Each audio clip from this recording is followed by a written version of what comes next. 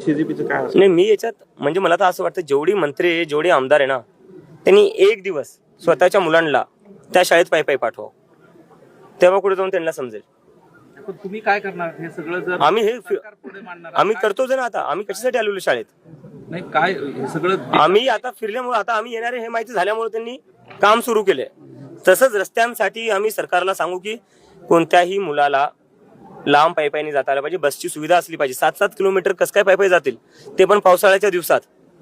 आपण पाहिलं, आता बातम्या वाचल्या असतील, काही आदिवासी गावातली मुलं वारली साप चावल्यामुळं. कशामुळे झालं ते?